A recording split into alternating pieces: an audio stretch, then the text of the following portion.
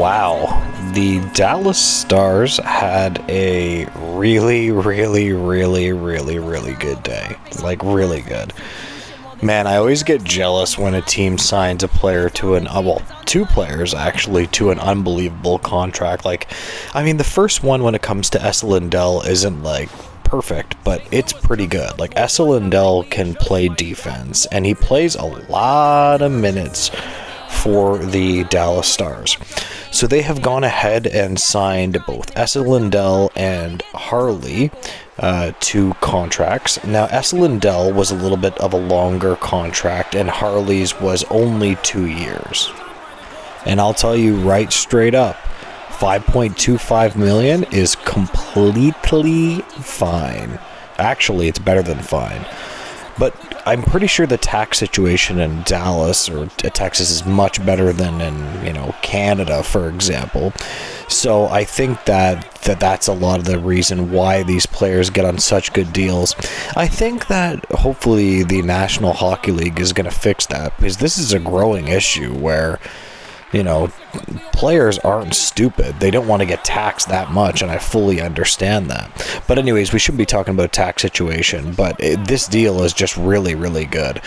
Lindell is only 30 years old. Signing him to 5 years only takes him to a max of 35 years old, or about that. That's pretty damn good. Like, that's really good stuff. At the end of the day, if he's only going to be 35 when the contract ends, typically speaking, top 4 or top 6 forward or defensemen can usually perform pretty well up until about 35 years old, and then the player will take a drop off. Now, you also have to remember, though, that the cap is going up. So as the player declines, the percentage of the cap will be less and less, and then the player will be able to essentially, they won't be taking up as much of the cap, which is a really good thing, right? I just love this contract. Now, when it comes to Lindell, he's not going to be like a top, offensive defenseman type guy, but this is a very good deal for the Stars. I always love how all these contracts start rolling in like right before training camp. Not that Lindell was going to miss training camp or anything like that, but it is funny. You see all these contracts rolling in, and now we're just waiting for Moritz Seider, which is something that I am very interested in, seeing what he ends up signing for. But yeah. Now, I would never forget to talk about my boy Thomas Harley, who is a very good defenseman. He was actually drafted in the same draft as Moritz Seider. I believe he was drafted 18th overall, if I remember correctly. I'll put the information up on the screen, but he had a breakout year. And he had a surprising year to me. Like, for example, if you look at Thomas Harley's minutes in the American Hockey League, or points that he was able to put up, he never really broke out like this. Like, he had 47 points in about 70 odd games. That's really pretty good offensive production. That's like top pair offensive defenseman production. He also has a decent amount of size as well. This is an exciting player.